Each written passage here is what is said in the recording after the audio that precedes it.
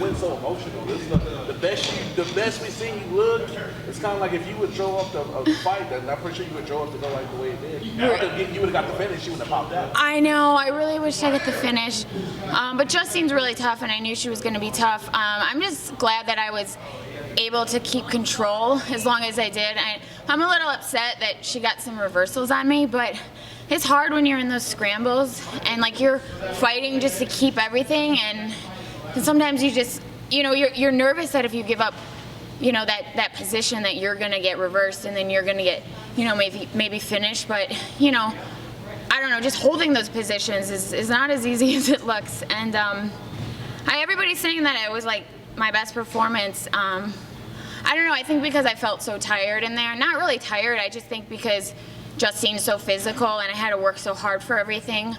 It makes it, because, I don't know, it was a hard fight, and I guess that actually makes it more meaningful, is because when fights are easy, you don't really appreciate the wins as much, but I had to work for every single inch. I had to work to keep positions.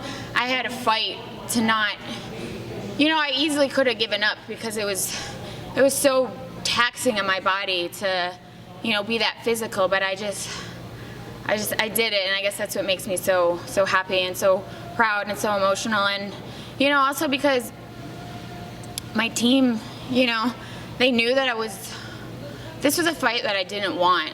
Not, you know, no fighter wants to turn on a fight, but I knew that Justine had a really hard time making weight all the time, and I knew that she was used to fighting at the heavier weight classes, and I know that she cuts a lot of weight and that she was going to be big and she was going to be strong, and that's a trait of mine that I've always, you know, possessed. But I was wondering, am I going to get beat by just her physicality, not necessarily her technique? And I went out there and I did both. I proved that I can be strong and technical and physical and, you know, keep the positions, and that comes down to my team. You know, my team works so hard with me. You know, my coaches, Jeff Curran, Doug Mango, like we just worked to, you know, hold dominant positions, and when she was moving and bucking, to just ride the positions. And I feel like I stuck to, you know, I did everything that I was trained to do.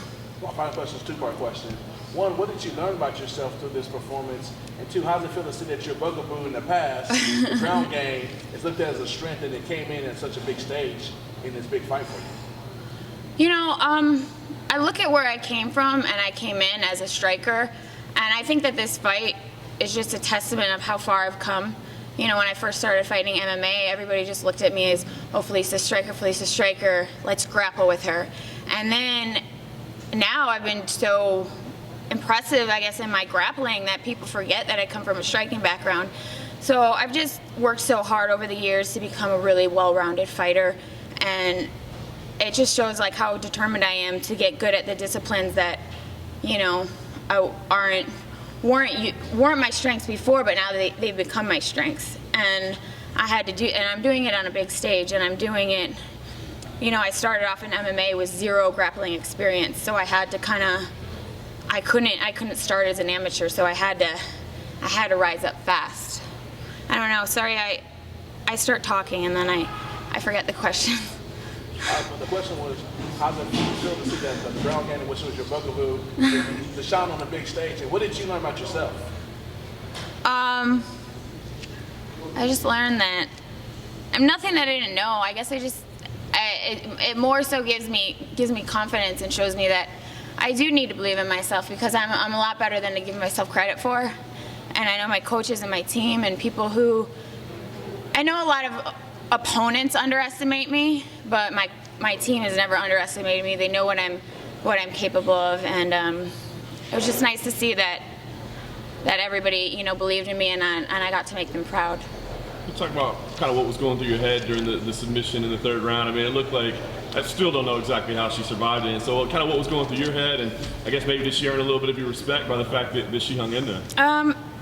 No, I mean, I don't want to respect her. I want the finish. She was gurgling, and I really thought she was out. I thought she was just going to go out and the ref was going to stop it. There was a few times that the ref I thought was going to stop it, and I was pretty bummed that he didn't. but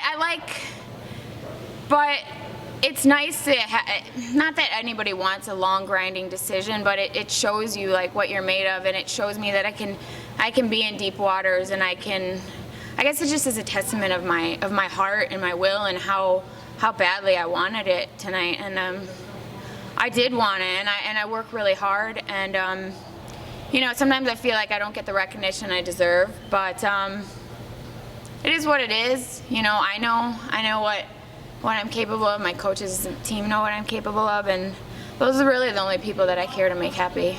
I know you say you don't want to call anybody out, but what do you feel like you deserve at this point? I mean, a nice win streak, very impressive performance. Where do you feel like it should put you right now? I definitely feel like I should be in the top 10. Justine might not have been ranked, but I also think that, I've said it before, that I really think that the rankings are just a gimmick, like a marketing tool to solidify matchups that the UFC wants to put out, and to hype up fighters that maybe aren't really the top 10 or the top anything. And I just think that my performances are just going to keep speaking volumes, and I don't need to be, you know, if I get I think the fans know, I think the people, I think the media know, I think people, they see and they recognize and they know. I mean, I've just beat 2 undefeated fighters, 2 really good undefeated fighters that were no joke. Alexa Grasso was no joke. Justine Kitch was no joke. Anybody in the sport who's not just a casual fan knows better. And, you know, that's all. I don't need, you know, it's like I don't need a fancy trophy to tell me I'm good. I don't need a ranking to tell me I'm good or to tell me what I'm made of, or I know. You said earlier about, you know, not getting that respect. What do you think that is? What do you think the UFC is not giving these people that you called out in the past? What do you think? I think that I had one bad performance, and you know, maybe the UFC, because I'm a veteran in the sport, you know, you can't look at me as like this new up and comer that they can be like, this girl's the next big thing. I've already solidified myself in the sport. I've been in it for 15 years. I fought some of the best. I fought completely out of my weight class in so many fights. And I think that I'm just, I don't know, honestly, if you want to know the truth, is sometimes I feel like I'm not young and beautiful enough for the UFC to want to promote me. And it's sad because I'm, you know, I've really worked so hard to be here. And it's hard to see, you know, these people who've not been through what I've been through and only have like, who just got in the UFC, you know, at the right time, and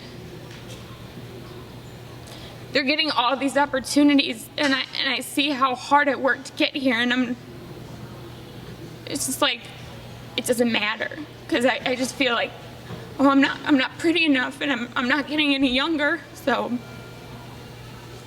I don't know.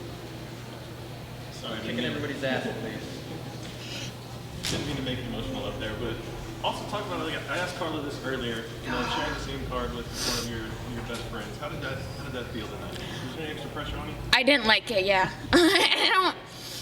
Because even in the locker room, I'm watching Carla's fight, and my coach is telling me, you don't look like you want to be here, you got to snap out of it. And and it wasn't that I don't want to be here, it's just like Carla's my best friend, so it's hard for me to not be emotional because I feel what she feels, and if she's not happy, then it makes me not happy. And I know how hard Carla works, and I know how much she deserved to win, and I feel like if she didn't win, that would be the last thing I saw before going into a fight, and it would have hurt me emotionally. And I even, at one point, I tried to not watch the fight because I was like, I'm here, this is me, this is my time, and I don't want to be selfish, but I don't want any extra emotions that have nothing to do with my fight going into my fight. And she won, and then it's great because I'm happy, but it does put a little bit more pressure on me because I'm like, if she wins and I loses and we can't celebrate together and we're supposed to go on a vacation together, and I'm not going to want to go on vacation with her because I'm going to be depressed and she's going to be happy. So now we can go on vacation and we can both celebrate together. Where's that vacation going to go? Well, we've been talking about going to Hawaii for a long time because I've never been there and she has. And but I'll probably go to Vegas in 2 weeks because she's going to be there, and there's the UFC not fighter retreat, you know, International Fight Week. the International Fight Week, which I want to go to. So that'll be my first vacation, and then my second vacation will be Hawaii. And I can go by myself if Carla doesn't want to go. It seems like you're an emotional person. When you're prepping for your fight, do you let those emotions carry you through the fight, or do you kind of put them aside? You know, and mentioning what you just said about, you know, not giving you credit, do you feel like that same emotion is going to catapult you, you know, moving forward on your next matches? You know, I found a way to not bring emotions in my fight, and to be very calm. I've learned to be calm under pressure, and I realize that all that matters in the cage is just being in the moment. And as much as I'm emotional, I'm an emotional person. I've always been emotional. I'm always going to be emotional. I think that comes when you're a very passionate person. But I don't take that into the cage with me. I just kind of tune it out and just find a way to relax. And I look at every fight as just a sparring session. That just helps me, you know, because when girls come into my gym, I'm like, you're not going to come to my gym and kick my ass. I'm going to kick your ass. So now I try to go into every fight like that, just feeling like it's just a sparring match, because it takes so much pressure off my plate. And I'm learning to realize, you know, fighting is all I've done for 15 years. And I used to look at it like a fight defines me. And if I lose a fight, then I'm nobody and I'm nothing. But I'm just come to realize that fighting is a big part of me and a big part of my life, but it's not who I am. And the people who love me and support me, they don't care if I win or lose. They just care about me and my well-being. And we win together and we lose together. And I think that just, you know, I have a really good support system, and I think that helps a lot. And now we get to go celebrate together. And my last question, if there's, based on what you said about not getting credit in the notoriety and whatnot, there's a message you send Dana regarding that matter. What would you tell him directly? Sorry to put you on the spot, but I'm curious. You know, I'm not trying to make this like a point finger at the UFC or at Dana White or anybody. Like, I know that, you know, they have a business to run, but sometimes it's and I'm not the only fighter who feels like this. You know, it's like we put our lives. I mean, we're not like serving our country. I'm not in the military, but you know, we put a lot out there as fighters, and I don't know. I feel like I've paid my dues in the sport. Nobody can deny that. Nobody can deny that I'm a UFC fighter, and I worked my way up to the top. And I would like, you know, a little more love. That's it.